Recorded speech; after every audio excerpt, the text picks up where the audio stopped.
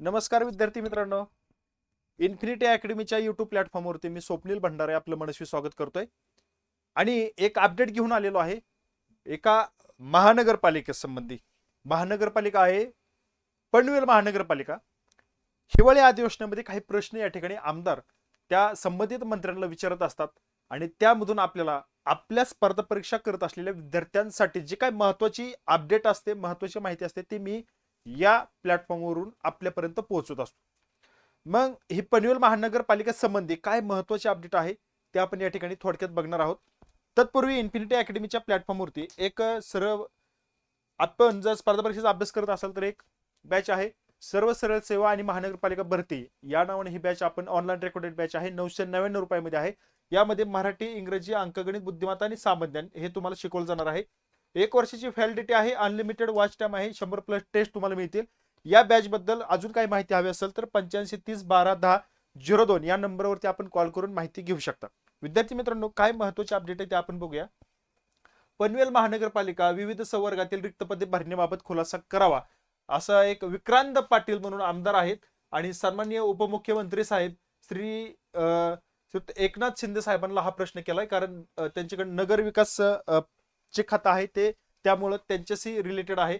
पनवेल महानगरपालिका प्रशासनाने विविध संवर्गातील 377 पदांसाठी डिसेंबर 2023 मध्ये त्या दरम्यान भरती राबवली होती आणि त्यामध्ये उक्त भरती प्रक्रियेमध्ये 377 पैकी 238 कर्मचारी रुजू झालेले आहेत.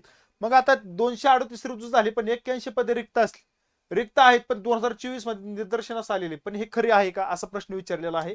बघा, हे बघा, एवढं सोपी गोष्ट नसते. जाहिरात काढणं रिक्त पदांबाबत ह्या गोष्टी खूप हाय लेवलला चर्चा होते. यावरून आपल्याला ह्या गोष्टी लक्षात आल्या पाहिजेत. बघा, त्यानंतर जर हे रिक्त पदे असेल तर पनवेल महानगरपालिकेचा कारभार सुरळीत चालण्यासाठी रिक्त पदे हे 81 जी पदे आहेत, 81 पदे भरण्याच्या अनुषंगाने शासनाने कोणती कारवाई करण्यात येत आहे का, त्याबद्दल हा प्रश्न विचारलेला आहे. त्याच्याशी रिलेटेड होता. आणि अद्याप कोणतीही कारवाई केली नसल्यास विलंबाची कारणे काय आहेत त्याबाबत हे विचारलंय. श्रीयुत एकनाथ शिंदे साहेब यांनी याबाबत उत्तर दिलेलं आहे. ते म्हणतात की अंशतः खरं आहे. आता हे तुम्हाला मी सगळं काय सांगतोय, यावरून तुम्हाला भरती प्रक्रियेसंबंधी काय गोष्टी कुठं घडतात ह्याचा अंदाज येण्यासाठी मी हे सगळं वाचून दाखवते.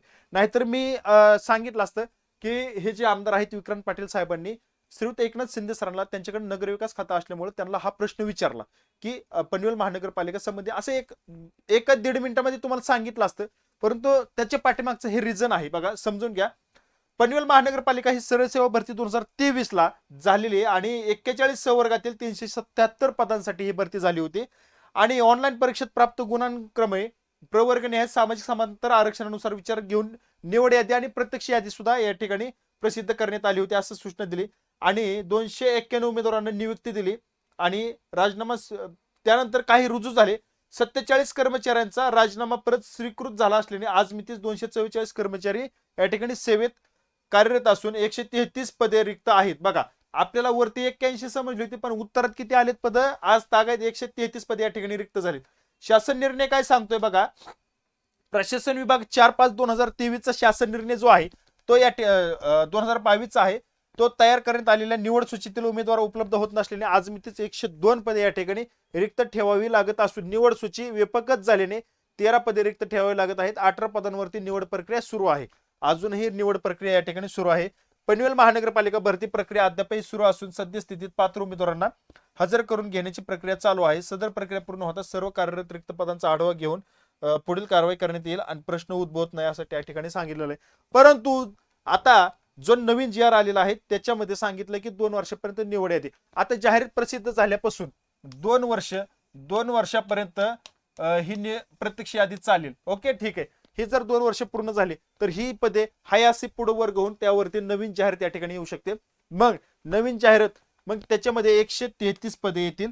133 पदे बघा. आता यामध्ये पण पुढे जाऊन काय विषय आहे की निवड सूचीतील उमेदवार उपलब्ध नसल्याने आज मितीस 102 पदे रिक्त ठेवावे लागतात. बघा, 102 पदे आणि अजून काही जर निवृत्त होत असतील तर ते पदे प्लस त्यामध्ये ऍड होतील आणि त्या पदांची जाहिरात येणाऱ्या काळामध्ये जाहिरात येईल. आता मी का हे सांगतोय येणाऱ्या काळामध्ये, कारण जे काय पण सर्व महानगरपालिकेची जाहिरात या ठिकाणी प्रोसेसमध्ये आहेत. वित्त विभागाच्या मान्यतेनंतर आचारसंहिता संपली की ह्या जाहिराती बरोबर वेळेवर येतील. आणि कधी येतील माझा असा अंदाज आहे, त्या जाहिराती कधी येतील, पदवीधर मतदारसंघाचं इलेक्शन लागेल बघा, पदवीधर मतदारसंघाचं इलेक्शन लागेल त्याच्या अगोदर ह्या जाहिराती येतील. विद्यार्थी मित्रांनो, हा पॉइंट आहे की नाही बघा. आपल्याला काय वाटतंय त्याबद्दल सुद्धा आपण कमेंटमध्ये सांगू शकता. आणि या ठिकाणी मी थांबतो, भेटूया पुढील अपडेटमध्ये. तुर्तास धन्यवाद.